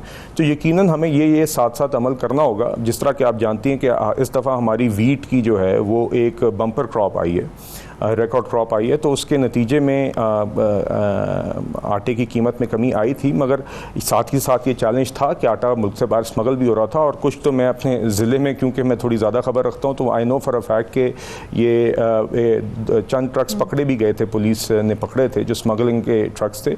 तो यकीनन ये हमारे चैलेंजेस हैं, दोनों चीज़ों को साथ लेके चलना होगा कि ओवरऑल हमारी मैक्रो इकनॉमिक पॉलिसीज़ ऐसी हों कि इस मुल्क के अंदर आपको पता हो कि खाने की अशिया की सप्लाई मुकम्मल है, प्रोडक्शन ठीक हो रही है, इंपोर्ट्स जो हो रही हैं वो मुनासिब रेट्स पे हों, फॉरेन एक्सचेंज अगर हमारी करेंसी जो है वो एक मुनासिब सतह पे स्टेबल रहेगी तो उससे का भी यकीनन एक असर होता है। मगर साथ ही साथ हमें यकीनी तौर पे एक ये एडमिनिस्ट्रेटिव एक्शंस लेने पड़ेंगे। देखना होगा कि कहाँ पे एक आर्टिफिशियल इन्फ्लेशन है जो कि चंद लोग कार्टेलाइजेशन की वजह से माफिया बना के कर रहे हैं। तो आई टोटली एग्री, ये दोनों चीज़ें साथ ही साथ इसके लिए आपको का जैसे ही मायदा हुआ, मुझ पर तो आप लोगों ने टैक्स लगा दिया, इनकम, मैं ये मुझ इधर पे ही आ आपने रही लगा दिया बड़े जबरदस्त किस्म के टैक्स। एक तो था मेरी इनकम के ऊपर आपने इनकम टैक्स के अलावा पता नहीं कौन कौन से टैक्स लगा दिए, और आप लोग खुद जो है वो ना ज़राई टैक्स दे रहे हैं, ना ज़राअत के ऊपर टैक्स लगाने का आपने कभी मंसूबा बनाया, ना कभी सोचा है, क्योंकि आप सारे जो बड़े बड़े लोग हैं वो सब यही काम कर रहे होते हैं, और फिर मराहतें आप लोगों ने लेनी सारी होती हैं। तो अपनी तरफ कुछ नहीं कर रहे, सारा जूस मेरा क्यों निकाल रहे हैं? और टैक्स नेट को भी नहीं बढ़ा रहे। नहीं, देखिए दो चीज़ें, एक तो टैक्स नेट बड़ा है जी, मेरे ख्याल से 12 लाख का फिगर कल वज़ीर ख़ज़ाना साहब ख़ुद भी एक इंटरव्यू में कह रहे थे।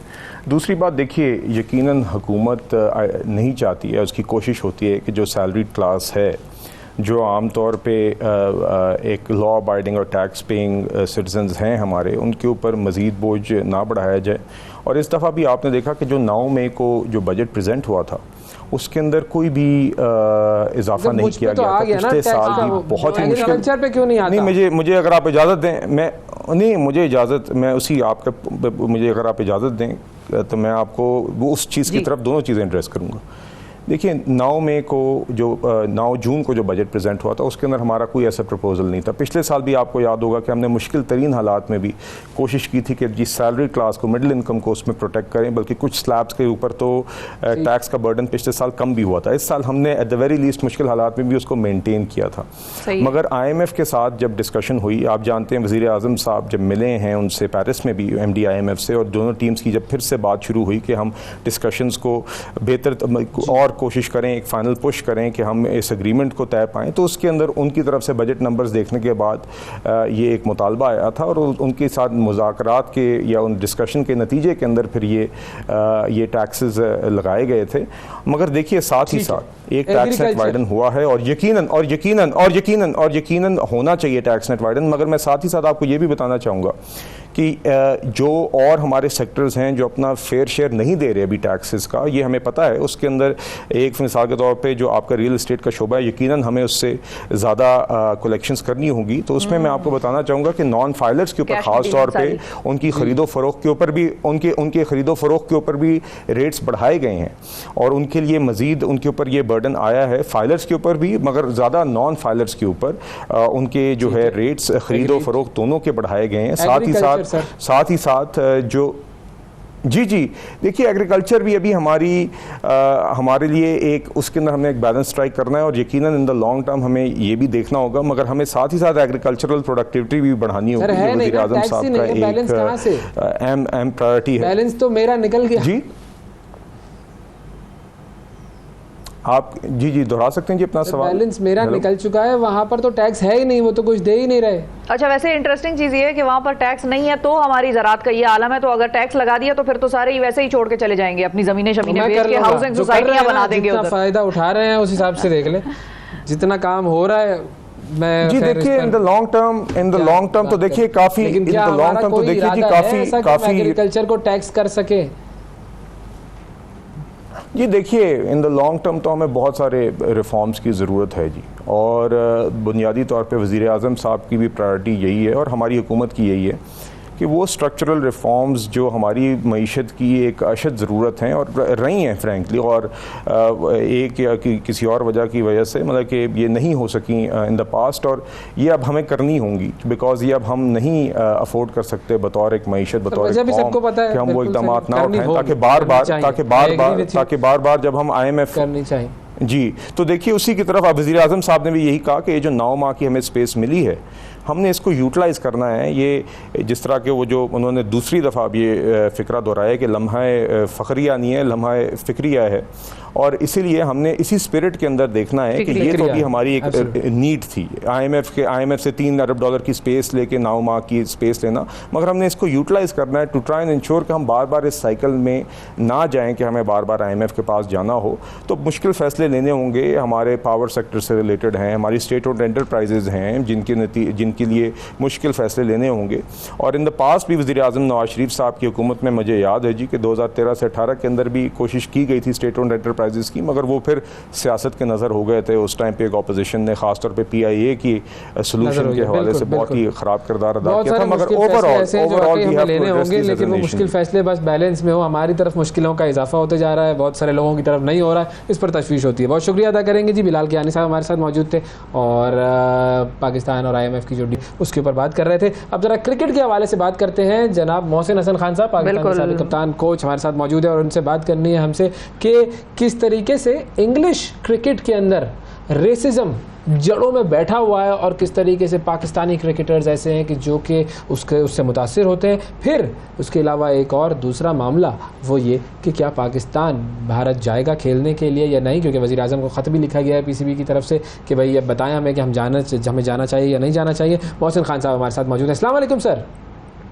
वालेकुम अस्सलाम सर, थैंक यू, बहुत शुक्रिया आपने वक्त निकाला।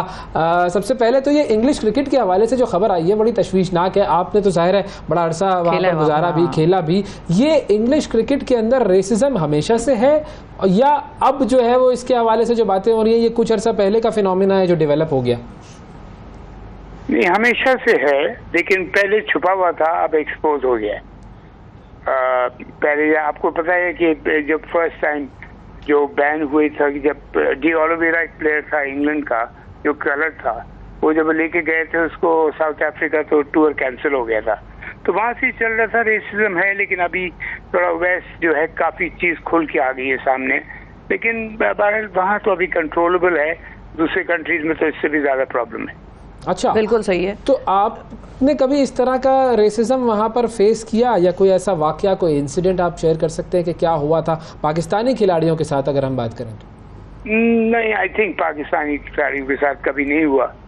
जैसे कि पाकिस्तानी क्रिकेटर्स की बड़ी अच्छी वहाँ पे रेपुटेशन रखते हैं, क्रिकेट को वो बड़ा एक्नॉलेज करते हैं पाकिस्तान क्रिकेटर्स को, बिकॉज अल्हम्दुलिल्लाह पाकिस्तान क्रिकेटर ने वर्ल्ड क्लास क्रिकेट पैदा किए हैं, प्लस इंग्लैंड में पाकिस्तान का रिकॉर्ड भी बहुत अच्छा है। जी हाँ। तो है रेसिज्म है, लेकिन एज सच मैं कहूँगा कि compare to other countries honestly speaking वह सबसे कम यहाँ पे। अच्छा, बाकी कंट्रीज कौन सी, अगर आप कोई मिसाल दे सकें जहाँ पर आपके ख्याल में यहाँ पर इनसे ज़्यादा रेसिज्म है? साउथ अफ्रीका बहुत है, ऑस्ट्रेलिया बहुत है, इवन दूसरी जो गोरे मुल्क हैं, न्यूजीलैंड है, यहाँ इन जगहों पे है, लेकिन I think England out of the lot is probably the best. Okay, चलें ठीक है। ये तो आपने पर्सपेक्टिव बिल्कुल चेंज किया, क्योंकि अगर हम बात करें इंग्लैंड की और जो ज़ाहिर है क्योंकि आप बहुत बेहतर जानते हैं वहाँ पर आपने काफ़ी, और आपने तो सीरीज़ें भी बड़ी वहाँ पर जिताई हैं एज अ कोच भी। तो सर अब इंडिया की ज़रा अगर हम बात करें कि पाकिस्तानी टीम को इंडिया जाना चाहिए, नहीं जाना चाहिए, क्या फ़ैसला हमें करना चाहिए, इस पर आपका क्या टेक है सर? देखिए, मैं इस पर ये कहूँगा कि इंडिया का जो टूर होता है ये वाहिद टूर है बिटवीन द टू कंट्रीज कि जहाँ पे गवर्नमेंट की परमिशन चाहिए होती है, पाकिस्तान को पाकिस्तान टीम के लिए और गवर्नमेंट की, और उधर इंडिया के लिए उसके लिए। तो अदरवाइज और किसी कंट्री के बीच में जब पाकिस्तान टूर कर रहा होता है या वो आ रहे होते हैं तो नहीं होता, लेकिन पाकिस्तान का एक इनका बना हुआ है, रूल बना हुआ है हमारा, और आई थिंक सही बना हुआ है। गवर्नमेंट की सिचुएशन आपको पता है कभी कभी डेलिकेट हो जाती है, तो क्रिकेट टूर भी होता है, ये कभी नहीं होता। लेकिन आई थिंक मैं पर्सनली फील करता हूँ कि पाकिस्तान ने तो अपना जिस तरफ से जेस्चर बहुत अच्छा दिया है कि वहाँ जाके वर्ल्ड कप खेलने के लिए कह रहे हैं, लेकिन उन्होंने रिजर्वेशन शो किए हैं एशिया कप के आने के लिए, जिसका मुझे बहुत इस बात का अफसोस हुआ है इसके उसको एक्सेप्ट कर लिया गया। वाई? आई मीन देखिए, इज्जत दोनों तरफ से होनी चाहिए। अगर हम इज्जत देते हैं तो इज्जत मिलना भी चाहिए। And I believe in that कि सेल्फ रिस्पेक्ट जब तक आप अपनी नहीं करेंगे, जब हम खुद अपनी इज्जत नहीं करेंगे, तो दूसरे कभी भी हमारी इज्जत नहीं करेंगे। तो हम तो जा रहे हैं खेलने वहाँ पे, उन्होंने अपनी रिजर्वेशन शो की, आपने उसको मान लिया बड़े आराम से। But they should have been a solid reason कि अगर आप पाकिस्तानीज को, आपको, हम सबको पता चलता कि भाई ये वजह है सिक्योरिटी की, अल्लाह के फजल से कोई प्रॉब्लम नहीं है। पाकिस्तान की जब देखा है, English team, Australian, New Zealand team यहाँ पे होके खेल के गई है डिफरेंट शहरों में, जबरदस्त सिक्योरिटी के इंतजाम है यहाँ पे, हमारी पुलिस, रेंजर्स एंड जितने भी सिक्योरिटी के वो है, तो वो एक प्रॉब्लम थी, वो भी नहीं है। लेकिन ये नहीं आ रहा है। टू बी वेरी ऑनेस्ट मैं कहूँगा, मुझे वैसे इस बात का, और अगर मैं क्रिकेट बोर्ड में उस पोजीशन पे होता है जहाँ मुझे डिसीजन लेना पड़ते, तो मैं डेफिनेटली गवर्नमेंट को अपनी कन्विंस करता कि अगर वो नहीं आ रहे तो फिर हमें जाने की कोई जरूरत नहीं है, हमें जाने की कोई जरूरत नहीं है। सरकारी दोनों हाथ से बजेगी। हाँ जी, हाँ बिल्कुल। लेकिन लोग ये कहते हैं कि भाई उनकी जरूरत नहीं है कि वो यहाँ पर आए, हमारी जरूरत है कि हम वहाँ पर जाएं। ये इस आर्ग्यूमेंट को आप बाय करते हैं? मतलब कोई आपको समझ में आती है इस चीज़ का कि भाई हम क्यों जाएं वहाँ पे अगर वो नहीं आते? लोग तो यहाँ पे बड़े हेल बेंट हैं कि भाई हमें जाना चाहिए और वो इतना बड़ा मुल्क है और हमारी क्रिकेट को नुकसान हो जाएगा अगर हम वहाँ पे ना गए तो। बहुत सारे और भी क्रिकेटर्स हैं, वो भी ये कहते हैं कि वहाँ जाएं, वर्ल्ड कप में अच्छा परफॉर्म करें, जीत के अपना जो है वो तारीख वहाँ पर रकम करें। हाँ, अगर जीतें। हाँ नहीं, आई मीन ये मुझे इसमें कोई लॉजिक समझ में नहीं आती। अच्छा। बात हो रही है कंट्रीज में, कंट्री में खेलने की भी, ये कोई न्यूट्रल ग्राउंड पे मैचेस नहीं हो रहे कि आप ऑस्ट्रेलिया गए या आपने यूएई में आप खेल रहे हैं कि भाई जाके उनके साथ खेलें। इधर बात हो रही है आप उनकी कंट्री में जा रहे हैं खेलने के लिए, बिल्कुल जा रहे हैं, वेरी गुड। वो क्यों नहीं आ रहे? हाँ। क्या प्रॉब्लम है? क्या Pakistan is one of the best cricketing countries of the world, जी हाँ, इसमें कोई शक ही नहीं है। और पाकिस्तान ने जिस तरह से दुनिया के बेहतरीन क्रिकेटर्स पैदा किए हैं, उन्होंने तो किए भी नहीं है इतने प्लेयर्स।